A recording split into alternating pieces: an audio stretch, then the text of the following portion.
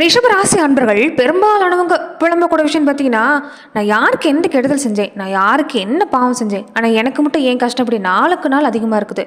நாளுக்கு நாள் பிரச்சனை, மனவேதனை இது அதிகமாகுதே தவிர குறைஞ்ச பாடல்கள் தான் நிறைய பேர் வாழ்ந்துட்டு இருக்கிறாங்கன்னு சொல்லலாங்க. திக்கில்லாதவங்களுக்கு இந்த தெய்வதான் துணைன்னு வார்த்தை போட்டு வாழ்ந்துருக்கக்கூடியவங்க பெரும்பாலும் இந்த நேரம் ரிஷபராசன்களும் இருக்கிறீங்க. ஆனால் தெய்வத்துக்கிட்ட முறையிட்டாலும் சரி, குலதெய்வ கோவிலுக்கு வழிபட்டாலும் சரி, இந்த முன்னோர் வழிபாட்டை செஞ்சாலும் சரி, கோவில் கொள்ளன்னு நீங்கள் தொடர்ந்து ஏதாவது ஒரு வகையில் முறையிட்டுக்கிட்டே தான் இருக்கிறீங்க. எப்படியாவது என் கஷ்டம் தீரணும்னு நாளுக்கு நாள் நீங்கள் செய்யாத ஒரு விஷயங்கிறது இல்லை.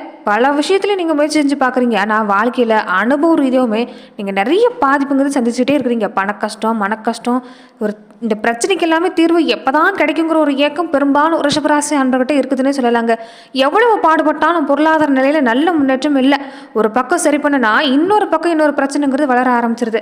நல்லா கை நிறைய பணம் சம்பாதிக்க ஆரம்பிச்சு அடுத்த நிமிஷமே அது எங்கே போகுதுன்னே தெரியலனே சொல்லலாம். கையில் பணம் தங்கவே மாட்டேங்குது, கொஞ்சம் கூட சேமிக்கவே முடியல, ஏதாவது ஒரு செலவு மேலே செலவுங்கிறது இருந்துக்கிட்டே இருக்குதுன்னு பெரும்பாலும் இந்த நேரம் புலம்பிக்கிட்டு தான் இருக்கிறீங்க. பண கஷ்டத்தை கூட தாங்கிக்கலாம், ஆனால் இந்த மன கஷ்டம் இருக்குது பார்த்தீங்களா, அது இந்த நேரங்களுக்கு கொஞ்சம் அதிகம். மன அழுத்தங்கிறது அதிகமாக இருக்குது, குழப்பங்கிறது அதிகமாக இருக்குது. எதுலேயுமே ஒரு முடிவெடுக்க முடியாத சூழ்நிலை, நிம்மதி இல்லாத சூழ்நிலை தவிச்சிட்டு இருக்கிறீங்கன்னு சொல்லலாங்க. இப்படிப்பட்ட உங்களுக்கு நீங்கள் எத்தனையோ வழிபாட்டு முறை செஞ்சிருந்தாலுமே இந்த ஒரு சில விஷயத்தை நீங்கள் செய்கிறது நல்லது தான். அதாவது கன்னி தெய்வ வழிபாடுன்னு சொல்லுவாங்க. குல தெய்வத்தை விட அதிக சக்தி வாய்ந்தது எதுன்னு கேட்டிங்கன்னா இந்த கன்னி தெய்வம் தான். கன்னி தெய்வம்னா யார்? நம்ம குடும்பத்தில் வாழ்ந்துட்டு போனவங்க, இந்த 12 வயசுக்குள்ளாவே மறைஞ்சிருக்கிறாங்கள. அதாவது நம்ம தந்தை கூட பிறந்தவங்களா இருக்கலாம், நம்ம கூட பிறந்தவங்களா இருக்கலாம், நம்முடைய சந்ததியில் நம்முடைய வாழ்க்கையில் நமக்கு முன்னாடி நாம் பிறக்கிறதுக்கு முன்னாடி வாழ்ந்துட்டு போனவங்களா இருப்பாங்க. அவங்க எல்லாமே அதாவது ஒரு 12 வயசுக்குள்ளேயே மறைஞ்சு போனவங்களா இருப்பாங்கன்னு சொல்லலாங்க. ஆண் பெண்கிற ஒரு வித்தியாசங்கிறதுல இல்லை, யாராக இருந்தாலும் இப்படி தான். பிறந்த குழந்தையிலிருந்து ஒரு 12 வயசுக்குள்ளே இருக்கக்கூடிய குழந்தைங்க, வாழ்க்கையை விட்டு மறைஞ்ச குழந்தைங்களை பெரும்பாலும் கன்னி தெய்வமாக வழிபடக்கூடிய முறைங்கிறது நம்மளுடைய நாட்டில் பெரும்பாலும் இருந்துட்டு தான் வருது. அதுவுமே பெண் தெய்வம்னாலே நம்ம நாட்டில் பொறுத்த வரைக்குமே அதுக்கு சக்திங்கிறது அதிகம்தான். ஒரு தொன்று தொட்டு அந்த காலத்திலிருந்தே ஒரு வழக்கமாக செஞ்சுட்டு இருக்கக்கூடிய ஒரு விஷயம். சக்தி வழிபாடுங்கிறது, தாய் வழிபாடுங்கிறது ரொம்ப முக்கியமான ஒரு விஷயமா இருந்துட்டு வருதுன்னு சொல்லலாங்க. அதுலேயுமே உயிருக்குள்ள உயிரை சுமந்து மனித குலத்தை விருத்திடை செய்யக்கூடியதான் பெண். அந்த பெண்ணை பொறுத்த வரைக்குமே இந்த காலகட்டங்களில், அதாவது அன்றைய காலகட்டத்தில் சரி, இந்த காலகட்டத்தில் சரி, இந்த தாய்மைன்னு சொல்லக்கூடிய வரப்பிரசாதத்தை அடையாமலே, தாய்மை அடையாமலே ஒரு கன்னி பெண்ணாக மறைஞ்சு போகிறாங்களே, அவங்களுக்கு சக்திங்கிறது எப்பயுமே அதிகமாக இருக்கக்கூடிய வாய்ப்புண்டு. உங்கள் வாழ்க்கையில் கஷ்டம் இருக்குது, தொடர்ந்து பல பிரச்சனை நீங்கள் அனுபவிக்கிறீங்கன்னா நீங்கள் செய்யக்கூடிய எத்தனையோ வழிபாட்டு முறைகளில் இந்த வழிபாட்டு முறை ஒன்று தான்.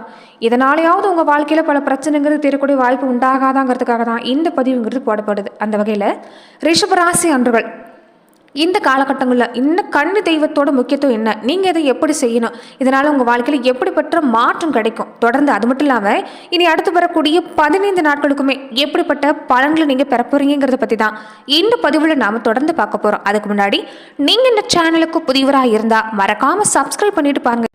அப்போ தான் இந்த சேனலில் போடக்கூடிய ஒவ்வொரு வீடியோஸும் உங்களுக்கு நோட்டிஃபிகேஷன் மூலமாக வரக்கூடிய வாய்ப்பு அமைஞ்சிருக்கிறதுனால இந்த சேனலை பார்க்கக்கூடியவங்க சப்ஸ்கிரைப் பண்ணிவிட்டு ஒரு லைக்கும் பண்ணிவிட்டு பின்தொடர்ந்து வாங்க பார்க்கலாம். மேலுமே இந்த வீடியோ பதிவை எந்த மாவட்டத்திலேருந்து நீங்கள் பார்க்குறீங்கிறத மறக்காமல் சொல்லிட்டு போங்க. தொடர்ந்து உங்கள் வாழ்க்கையில் பல்வேறு விதமான பிரச்சனைகளை நீங்கள் சந்திக்கக்கூடிய நபராக இருக்கிறீங்கன்னா, ஜோதிட ரீதியாக தீர்வு காணும் நீங்கள் விருப்பப்படுறீங்கன்னா டிஸ்கிரிப்ஷனில் தொலைபேசி எண் கொடுக்கப்பட்டிருக்கு. ஜோதிட ரீதியான சந்தேகமாக இருந்தாலும் சரி, உங்கள் வாழ்க்கையில் நீங்கள் சந்திக்கக்கூடிய எந்த விதமான பிரச்சனையாக இருந்தாலும் சரி, தாராளமாக தொலைபேசி மூலமா தொடர்பு கொண்டு கூட உங்களுடைய பிரச்சனைகளுக்கு தீர்வு காணலாம். பெரும்பாலுமே ஒரு பெண் குழந்தை பிறந்ததா அந்த பெண்ணுக்கு திருமணம் ஆகாமல் ஒரு இயற்கை எழுதியிருந்தால் அந்த பெண்ணை கன்னி தெய்வமாக வழிபடக்கூடிய வழக்கங்கிறது நமக்கு உண்டு. நம்ம குடும்பத்தில் பெரும்பாலுமே நம்மளோட வாழ முடியலைங்கிற ஒரு ஏக்கம் பெரும்பாலும் அந்த குழந்தைக்கு இருக்கும். அப்படிப்பட்டவங்க நம்ம குடும்பத்தோட ஒற்றுமை எதிர்பார்த்து நிற்பாங்க. நம்ம குடும்பம் ஒரு வளமை அடைய அவங்க தான் ஒரு உறுதுணையாக இருப்பாங்கன்னு சொல்லலாங்க. அப்படி நம்மக்கிட்ட பொறுத்த வரைக்குமே நம்முடைய இந்த நேரத்தில் மகா சக்தியை போற்றக்கூடிய இந்த கன்னி தெய்வத்தை நாம் வழிபாடு செய்கிறது ரொம்ப முக்கியமான விஷயமா இருந்துட்டு வருதுன்னு சொல்லலாங்க. அதுவுமே இந்த காலகட்டங்களை பொறுத்த வரைக்குமே பெண்களாக இருக்கக்கூடியவங்க நிறைய பேர் இந்த திருமணம் ஆகாமல் இருப்பாங்க, ஒரு குழந்தை பாக்கியம் கிடைக்காமல் இருப்பாங்க, குழந்தைகளுக்கு அடிக்கடி ஏதாவது ஒரு உடல்நல பாதிப்பு, குழந்தைகள் சரியாக படிக்க மாட்டேங்கிறாங்க, வீட்டில் ஏதாவது ஒரு நோய் நொடிங்கிறது இருந்துக்கிட்டே இருக்குதுன்னா கன்னி தெய்வ வழிபாடு செய்கிறது ரொம்ப முக்கியமான விஷயமாக இருந்துட்டு வருது. இது அன்றைய காலத்தில் எல்லாமே வழக்கமாக வச்சுருப்பாங்க. அது ஒரு மரபாகவே வச்சுட்டு வரக்கூடிய வழக்கெல்லாம் இருக்குது. இந்த ஆடி மாதம், இந்த தை மாதத்தில் பொறுத்த வரைக்குமே இந்த கன்னி தெய்வ வழிபாடுங்கிறது இந்த குலதெய்வ வழிபாடு மாதிரியே தொடர்ந்து செய்யக்கூடிய ஒரு வழிபாட்டு முறை இல்லாமல் இருந்துட்டு வருது. ஆனால் இன்றைய காலத்தில் பெரும்பாலானவங்களுக்கு அது தெரியறதில்ல. நீங்கள் இந்த ஆடி மாதம், இந்த தை மாதம் தான் செய்யணும்லாம் இல்லை. இந்த செவ்வாய்க்கிழமை நாட்களில், இந்த வெள்ளிக்கிழமை நாட்களில் நீங்கள் தொடர்ந்து இந்த விஷயத்தை செய்யலாங்க. இதை நீங்கள் வருஷத்துக்கு ஒரு முறையாவது செய்கிறது நல்லது. இதனால் குளம் தலைக்கக்கூடிய வாய்ப்புங்கிறது உண்டு. இப்போ நம்ம வீட்டையே எடுத்துக்கிட்டா கூட வீட்டில் வந்து 4 திசைகள் வந்து அமைஞ்சிருக்கும். அதில் கன்னி மூலைன்னு சொல்லுவாங்க. பெரும்பாலுமே இந்த கன்னி மூலைங்கிறது ஒரு முக்கியமான விஷயமா சொல்லப்படக்கூடிய ஒரு விஷயம் தான். கன்னி தெய்வத்தை அதோட வயசுக்கு ஏற்ற மாதிரி பூந்து துணி ஒரு பனை ஓலை பெட்டியில் வச்சு வழங்குறது ஒரு வழக்கமாக இருக்கும். இதை வருஷத்துக்கு ஒரு முறை செய்வாங்க. அதாவது அந்தி சாயிற நேரத்தில் இந்த கற்கள் பொழுதுன்னு சொல்லுவாங்கள்ல, அந்த நேரத்தில் கன்னி தெய்வத்தை வழிபடக்கூடிய முறைங்கிறது இருக்குது. அப்படி பார்க்குறப்ப ரிஷப ராசி அன்புகள் நீங்கள் இந்த விஷயத்தை செய்கிறது ஒரு வகையில் நல்லது தான். அதாவது இந்த நேரம் எப்படிப்பட்ட வழிபாடு செய்யணும்னு பார்த்தீங்கன்னா, பெரும்பாலும் நீங்கள் உங்களுடைய வீடுகளையாக இருக்கட்டும், இல்லைன்னா முதல்ல உங்கள் குலதெய்வத்தை வணங்கின பின்னாடி வீட்டை பொறுத்த வரைக்குமே வீட்டை நல்லா சுத்தம் செஞ்ச பின்னாடி நீங்கள் தொடர்ந்து இந்த விஷயத்தை செய்யலாங்க. முக்கியமாக நீங்கள் இந்த பங்குனி உத்திரம், இந்த தை மாதம் ஆடி மாதம் செய்யறது ரொம்ப ரொம்ப சிறப்பு. அப்படி முடியலைன்னா கூட இந்த நேரத்தில் பொதுவாக நீங்கள் இந்த நேரத்தில் செய்யக்கூடிய விஷயம் பார்த்தீங்கன்னா, உங்களுடைய வீட்டுகளில் ரொம்ப முக்கியமாக குடும்பத்தில் பொறுத்த வரைக்கும் எல்லா உறுப்பினர்களும் சேர்ந்து இந்த விஷயத்தை நீங்கள் செய்கிறது நல்லது. அதுவுமே சிறப்பாக இந்த அங்காளி பங்காளி வகையில் என்னதான் சண்டை சச்சரவு இருந்தாலும் சரிங்க, நீங்கள் ஒன்று சேர்ந்து இந்த விஷயத்தை செய்கிறப்ப கண்டிப்பாக நல்ல பலன் கிடைக்கும். அப்படி பார்க்குறப்ப இந்த இளநார் பெட்டின்னு சொல்லுவாங்க. அதில் மஞ்சக்கிழங்கு, சின்ன துணி, சேலை, அந்த குழந்தைங்களுக்கு ஏற்ற மாதிரி கண்ணாடி சீப்பு வளையல் வச்சு, அதே மாதிரி இந்த பிச்சு பூ, இந்த மறிக்குழந்து பூ, இந்த சாம்பிராணி மனங்கிறது வீடு முழுக்க இருக்கணும். இந்த மல்லிகைப்பூ, இந்த வாசனை வரக்கூடிய மல்லிகைப்பூக்கள் எல்லாமே அந்த கன்னிப்பட்டின்னு சொல்லுவாங்க. அந்த கன்னிப்பட்டியில் வச்சு நீங்கள் தொடர்ந்து தீபம் ஏற்றி வழிபாடு செஞ்சுட்டு வந்தீங்கன்னா கண்டிப்பாக நல்ல பலன் கிடைக்கும். தன்னை மறக்காமல் வழிபடுறவங்களுக்கு கண்டிப்பாக கன்னி தெய்வங்கிறது ஒரு நல்ல பலனை ஏற்படுத்தி தரக்கூடிய வாய்ப்புண்டு. இதை நீங்கள் வருஷத்துக்கு ஒரு முறை செய்யணும். கன்னிப்பட்டியை வருஷத்துக்கு ஒரு முறை நீங்கள் திறந்து பார்க்குறப்ப அதில் பொறுத்த வரைக்குமே இந்த வாசனை மிகுந்திருக்கக்கூடிய இந்த பூக்களுடைய மனங்கிறது இருக்கும். அப்படி இருந்தால் அந்த கன்னி தெய்வம் துடிப்பாக உங்கள் குடும்பத்தை காப்பாற்றிட்டு இருக்குதுங்கிற ஒரு விஷயங்கிறது சொல்லப்பட்டிருக்குது. அப்படி பார்க்குறப்ப தொடர்ந்து நீங்கள் இந்த விஷயத்தை செய்ய பாருங்கள்.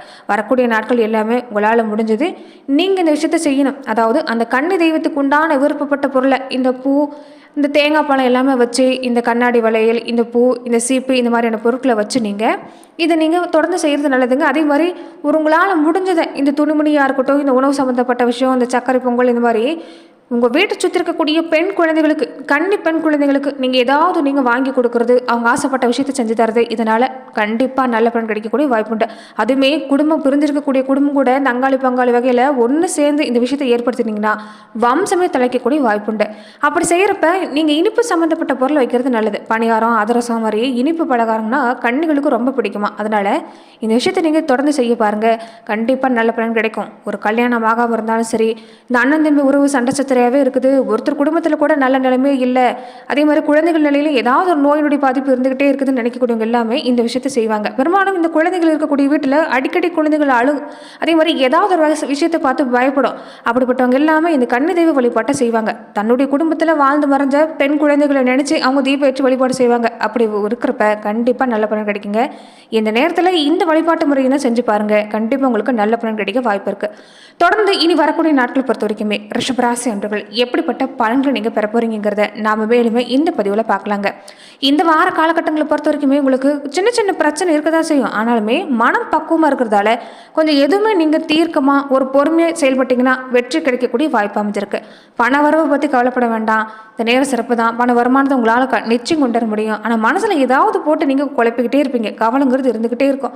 கவலை விட பாருங்கள், நேர்மறை சிந்தனை அதிகப்படுத்துங்க, சிறப்பாக இருக்குது. சொத்து சம்மந்தப்பட்ட முயற்சி எடுத்துக்கிட்டாலும் சிறப்பாக இருக்கும். வேலை ரீதியாகவும் சிறப்பாக இருக்குது. நண்பர்கள் வகையிலும் சிறப்பாக இருக்குது.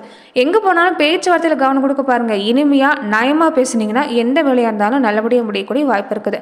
குடும்பத்தில் பொறுத்த வரைக்குமே பிரச்சனை பெருசாக இல்லை. கணவன் மனைவி உறவுங்கிறது சிறப்பாக தான் இருக்குது. குழந்தைகள் வழியில் இந்த நேரம் நல்ல மாற்றம் தான். இந்த நேரம் முன்னாடி விட பாதிப்பு சிறப்பு தாங்க. ஆனால் மனசை மட்டும் கவலைப்படாமல் பார்த்துக்கிட்டிங்கன்னா போதும். தேவையில்லாத கற்பனை விட்டுட்டாலே போதும், சிறப்பாக இருக்குது. கோபத்தை குறைக்க பாருங்கள். ரொம்ப முக்கியமாக கோபங்கிறது கொஞ்சம் அதிகமாக வெளிப்படக்கூடிய வாய்ப்பு இருக்குது. கோபத்தை குறைச்சிக்கிட்டிங்கன்னா சிறப்பாக இருக்குது. கொஞ்சம் இந்த நேரம் உங்களுக்கு அலைச்சல் அதிகமாக இருக்குங்க. நார்மலாக முடியக்கூடிய விஷயத்தை கூட கொஞ்சம் அலைச்சலை கொடுத்து முடிகிற மாதிரி தான் இருக்கும். ஆனாலுமே இந்த நேரம் சிறப்பாக இருக்குது. கணவன் மனைவி உறவு சிறப்பு தான். வாகனம் வாங்கக்கூடிய யோகமும் சிறப்பாக இருக்குது. பயணங்கள் உண்டு. பயணத்தாலே நல்ல பலன் கிடைக்கக்கூடிய வாய்ப்பு. உங்கள் வார்த்தைக்கு மதிப்பு மரியாதை கிடைக்கும் ரிஷபராசி என்பவர்களுக்கு இந்த நேரம். அதே மாதிரி புத்தி சாதுரியம், வாக்கு வன்மை சிறப்பாக இருக்கிறதால எதையும் உங்களால் சாதிக்க முடியும். சுக்கரனுடைய சஞ்சாரம் இருக்கிறதால பண வரவை பற்றி பயப்பட வேண்டாம். அந்த ஆறாலுமே கொண்டு வரக்கூடிய வாய்ப்பு அமைஞ்சிருக்குது. நீங்கள் இந்த நேரம் பொறுத்த வரைக்குமே வாகன யோகமும் சரி, இந்த திருமணம் சம்மந்தப்பட்ட முயற்சியாக இருக்கட்டும், குடும்ப வாழ்க்கையாக இருக்கட்டும், சிறப்பான பலன் கிடைக்கக்கூடிய வாய்ப்பு இருக்குது. பெற்றவங்களுடைய ஆதரவு சிறப்பாக இருக்குது. வெளிநாடு சம்மந்தப்பட்ட முயற்சி செஞ்சாலும் கிடைக்கும். மற்றவங்களுக்கு உதவி செய்யணும்னு இந்த நேரம் உங்கள் மனசு தூண்டும். ஆனாலுமே கொஞ்சம் இந்த பணம் கொடுக்கல் வாங்கல கவனமாக இருந்துக்கங்க. மற்றபடி ரிஷபராசி அன்பர்களுக்கு இந்த காலகட்டம் சிறப்பாக இருக்குது. இந்த விஷயத்தை செய்கிறப்ப நாட்களில் பெரும்பாலும் நீங்கள் குலதெய்வ வழிபாட்டை செஞ்சுட்டு நீங்கள் இந்த விஷயத்தை செய்கிறது நல்ல பலன் கிடைக்குங்க. இந்த வெள்ளிக்கிழமை நாட்களில் நவகிரகத்தில் சுக்கர பகவானுக்கு இந்த நேரம் நீங்கள் தீபேற்ற பாருங்கள். கண்டிப்பாக இன்னும் உங்களுக்கு நல்ல பலன் கிடைக்கக்கூடிய வாய்ப்பு அமைஞ்சிருக்கு. நன்றி நண்பர்களே. இந்த பதிவில் ரிஷபராசி அன்பர்களுக்கு அடுத்து வரக்கூடிய 15 நாட்களுக்கு எப்படிப்பட்ட பலன் கிடைக்கும், தொடர்ந்து நீங்கள் எப்படி வழிபாட்டு முறைகளை செய்யணும், இது எல்லாமே இந்த பதிவில் நாம் பார்த்தோம். மேலுமே இந்த மாதிரியான பதிவுகளுக்கு நீங்கள் இந்த சேனலை லைக் பண்ணுங்கள், ஷேர் பண்ணுங்கள், கமெண்ட் பண்ணுங்கள், மறக்காமல் சப்ஸ்கிரைப் பண்ணிக்கோங்க. நன்றி நண்பர்களே.